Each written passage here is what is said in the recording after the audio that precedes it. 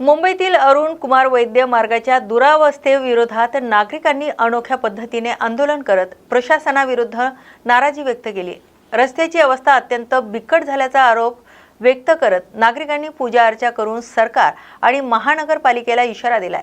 गेल्या 2 महिन्यापासून या मार्गावर मोठे खड्डे आणि खराब रस्त्यामुळे नागरिकांना जीव धोक्यात घालून प्रवास करावा लागत असल्याचा आरोप आंदोलकांनी केलाय।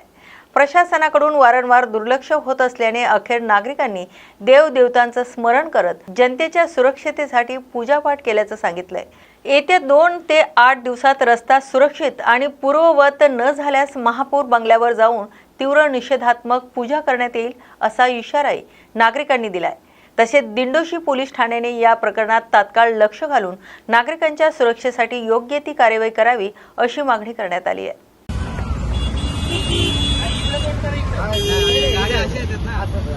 जय भवानी जय शिवराय। गेली 2 महिने हा रस्ता नागरिकांसाठी भयमुक्त झालेला आहे। इथे कुठल्याही अनेक आमदार, अनेक खासदार, अनेक नगरसेवक, महापालिकेचे अधिकारी, पॉलिटिशियनची माणसं जाता, पण कोणाचाही असं समजसूचकता झालेली नाही की हा रस्ता या 2 दिवसात पूर्ण करावा। मुंबई जागतिक शहर आहे आणि आजच्या युगामध्ये कुठलीही गोष्ट कठीण नाही आहे। इथे तुम्ही ठरवलं किंवा प्रशासनाने ठरवलं तर हा रस्ता येत्या 1 तासामध्येही कंप्लीट होऊ शकतो अशी यंत्रणा आहे आपल्याकडे।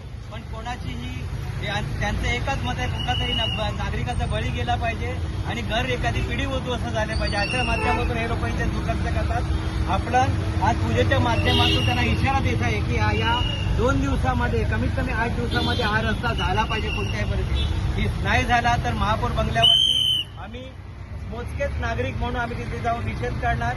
हा व्हिडिओ महापौरांपर्यंत पोहोचावा, महापालिका प्रशासनापर्यंत पोहोचावा, हा रस्त्याची कंडिशन पोहोचावी हीच या पूजेच्या माध्यमातून सर्व नागरिकांना आणि प्रशासनाला विनंती आहे। धन्यवाद। जय हिंद, जय महाराष्ट्र।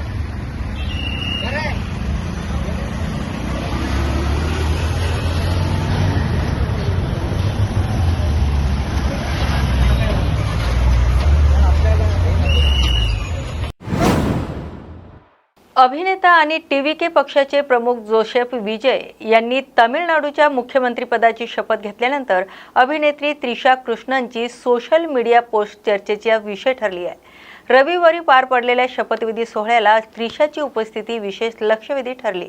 शपथविधीनंतर त्रिशाने आपल्या सोशल मीडियावर पारंपरिक साडीतील काही फोटो शेअर केलेत, तर हिरव्या रंगाची साडी, गोल्डन ब्लाउज आणि पारंपरिक दागिन्यांमधील तिचा लुक चाहत्यांच्या पसंतीस उतरला। मात्र the love is always louder म्हणजेच प्रेमाचा आवाज नेहमीच मोठा असतो या कॅप्शनमुळे सोशल मीडियावर विविध चर्चांना उधाण आले। दरम्यान विजय आणि त्रिशाच्या नात्याबाबत याआधीही चर्चा रंगल्या होत्या। आता विजय मुख्यमंत्री झाल्यानंतर भविष्यात त्रिशा राजकारणात सक्रिय होण्याची शक्यता व्यक्त केली जाते। विजय यांच्या टीव्हीके पक्षाने 108 जागांवर विजय मिळवत सत्ता स्थापनेचा दावा केला असून विविध पक्षांच्या पाठिंब्याने त्यांनी बहुमताचा आकडा गाठलाय।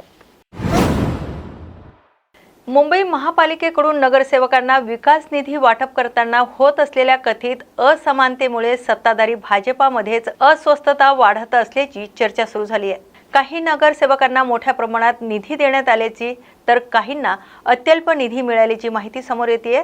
यावरूनच पक्षांतर्गत नाराजी वाढत असल्याचं बोललं जात आहे। महापालिकेच्या निधी वाटप प्रक्रियेत भेदभाव होत असल्याचा आरोप करण्यात आलाय, तर काही नगरसेवकांना 10 कोटी रुपयापर्यंत निधी देण्यात आलाय, तर काहींना केवळ 1 कोटी रुपयांवर समाधान मानावं लागल्याची चर्चा आहे। विशेष म्हणजे इतर पक्षातून भाजपमध्ये आलेल्या नगरसेवकांना अधिक निधी मिळाल्याचं तर मूळ भाजप नगरसेवकांकडे दुर्लक्ष झाल्याचंही बोललं जाते। दरम्यान निधी वाटपाची ही पद्धत घटनात्मक समानतेच्या तत्वाच्या विरोधात असल्याचा दावा करण्यात येतोय। लोकप्रतिनिधीमध्ये दुजाभाव होऊ नये तसेच विकास कामांचा समतोल राखला जावा अशी मागणी व्यक्त केली जाते।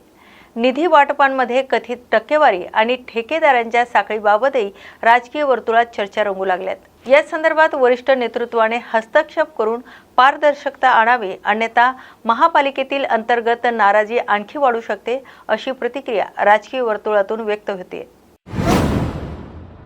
मुंबई, ठाणे आणि पुण्यातील म्हाडाच्या घरांच्या वाढत्या किमतींमध्ये सर्वसामान्यांकडून होत असलेल्या नाराजीच्या पार्श्वभूमीवर म्हाडा प्रशासनाने मोठा निर्णय घेण्याची तयारी सुरू केली आहे। घरांच्या किमती ठरवताना आकारला जाणारा अतिरिक्त प्रशासकीय आकस्मिक आणि नफ्यांचा खर्च कमी करून प्रत्यक्ष झालेल्या खर्चांच्या आधारावरच दर निश्चित करण्याचा विचार सुरू आहे।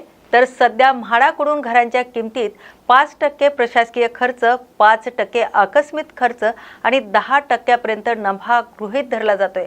मात्र यापुढे प्रत्यक्ष खर्च झाला तरच तो समाविष्ट करण्याचा प्रस्ताव आहे। यामुळे घरांच्या किमतीत 8 ते 10% घट होण्याची शक्यता व्यक्त केली जाते। तसेच इमारतीमधील पार्किंग, गार्डन, रॅम्प आणि इतर सुविधांमुळे वाढणारा खर्च कमी करण्यावरही भर दिला जाणार आहे। बांधकाम साहित्याच्या दरवाढीचा अतिरिक्त अंदाज लावण्याऐवजी प्रत्यक्ष वाढ झाल्यानंतरच त्याचा समावेश करण्यात येणार असल्याची माहिती म्हाडाचे उपमुख्य कार्यकारी अधिकारी अनिल वानखडे यांनी दिली आहे। आजच्या न्यूज बुलेटिन या बातमीपत्रात आपण इथेच थांबतोय। अशाच नव्या आणि ताज्या अपडेटसाठी पाहत राहा न्यूज मराठी 24/7। नवा भारत, नवा विचार।